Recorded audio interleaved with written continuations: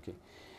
Alors, vous êtes parti vous entraîner au Japon. On a entendu Conrad Montanari et Yves Baudin.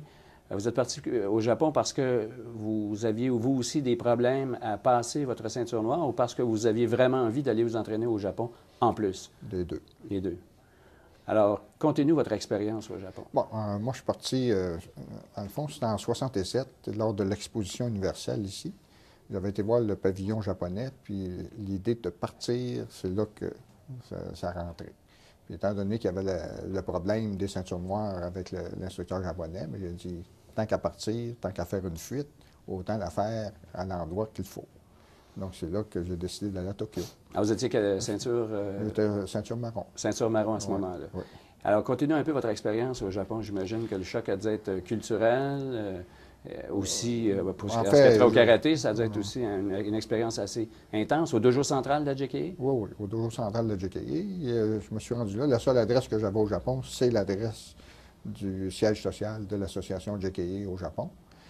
Et après un mois ou deux, j'ai réussi à avoir l'adresse pour l'université Takshoku. C'est de là qu'originent tous les grands maîtres. Là. Okazaki a passé là, Nakayama, Jishin Funakoshi a enseigné là. Fait que j'ai fait un stage là. Mais comme j'avais été 11 ans pensionnaire ici, l'entraînement me convenait très bien. Il y avait 2 entraînements par jour, le matin et l'après-midi, puis entre les deux, bien, on pensait à nos blessures. Et puis, je sais pas ce que... Alors donc, c'était dur? Oui, c'était...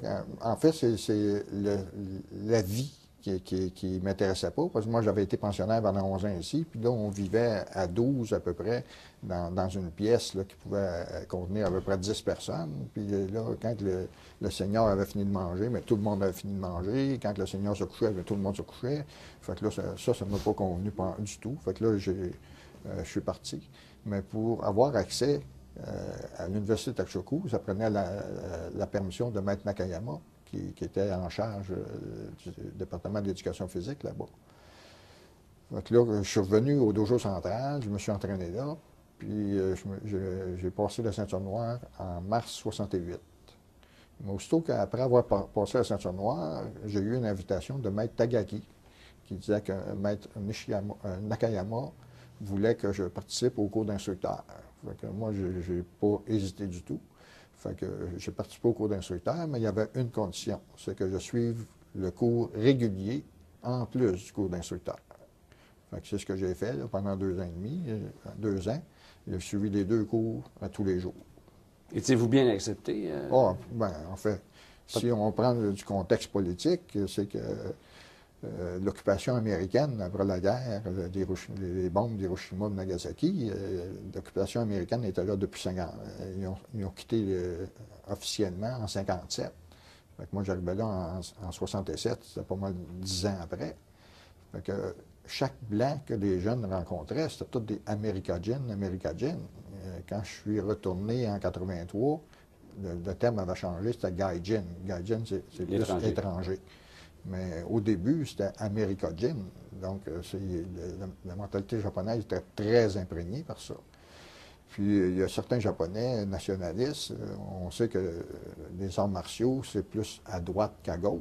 Donc, j'ai payé pour. Bon. Payer, qu'est-ce que vous... Pendant les entraînements étaient difficiles. On en mettait un peu plus quand c'était vous. Oui, c'est à peu près ça. Mais j'ai appris à endurer. Oui.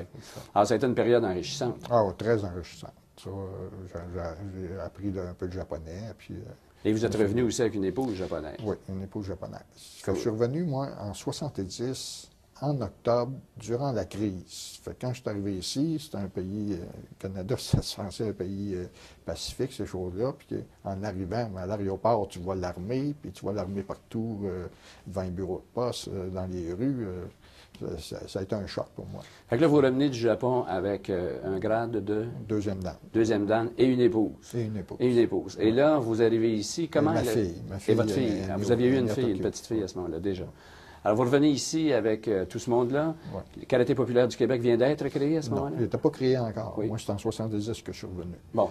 Le Karaté populaire a été fondé en 1972. Alors, vous avez présidé à la création du Karaté populaire? Oui, ben, avec Yves et les autres Conrad. Yves Baudin, Conrad Oui, Montanellini, Jacques Lapalme aussi, à ce moment-là. Un peu.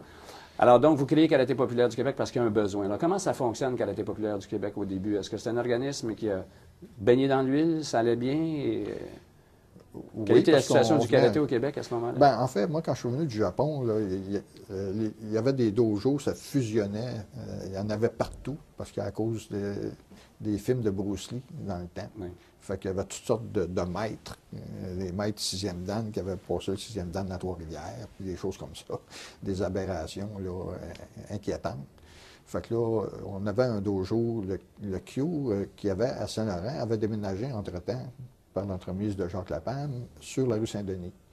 Et puis, comme Jacques est venu me rejoindre, s'entraîner au Japon, mais qui repartait avant moi, on s'était entendu que lui ouvrait le dojo et puis que moi, j'enseignerais à mon retour. C'est ce qu'on a fait. Fait que moi, en 70, j'ai commencé les entraînements au Kyo Karate Club et 2 ans après, c'est là qu'on a fondé l'association. Dans le fond, l'idée, c'était de policer, c'est-à-dire de mettre un peu d'ordre dans le karaté au Québec, non pas juste à l'intérieur de vos propres clubs, mais aussi dans l'ensemble du monde du karaté au Québec. C'est ça l'idée de base. C'est difficile de mettre de l'ordre. De codifier, mais enfin, d'avoir un repère. Bien, c'est ça. C'est de nous rassembler, nous autres, et puis être forts en tant que karaté, JKI, Shotokan. Ça, c'est le but principal, c'était ça.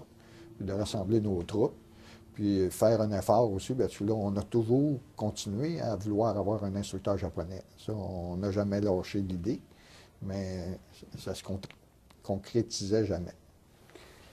Alors là, on est au tout début de Karaté populaire du Québec. Est-ce que c'est à ce moment-là qu'apparaissent des noms comme ceux, par exemple, de Jacques Petit, Émile Paveliou? Est-ce que on est dans cette mouvance-là, là, à ce moment-là? Oui, mais Émile Paveliou, moi, quand j'ai pris comme étudiant au dojo sur Saint-Denis, il était ceinture brune. Et puis Jacques Dussault aussi. Là, ces gens-là Émile est rendu 6e dan. Et puis, on a commencé à s'éparpiller, à ouvrir des clubs un peu partout, puis à donner des examens surtout. Puis on a ouvert aussi au Nouveau-Brunswick, puis j'ai envoyé François Gélinas. On avait eu une demande pour un instructeur au Yukon. Donc, on a envoyé François Gélinas, parce que moi, j'étais occupé avec le... Parce que vous receviez des demandes de tout le Canada. De tout le Canada, parce que... Vous étiez connu. M. Noireau, qui était en charge du dojo au Yukon, il avait écrit à la JKI au Japon, puis la JKI au Japon l'avait référé à mon nom, parce que je sortais du Japon là, avec le 2e dan. Donc, en plus d'essaimer au Québec, vous essaymiez aussi dans l'ensemble du Canada à ce moment-là. Et toujours à la recherche du fameux instructeur japonais qui ne venait jamais. Vous aviez de la difficulté. Donc, on s'est développé finalement avec un très bon calibre, sans jamais avoir d'instructeur aussi. Merci. Merci. Bon, parfait. Attention.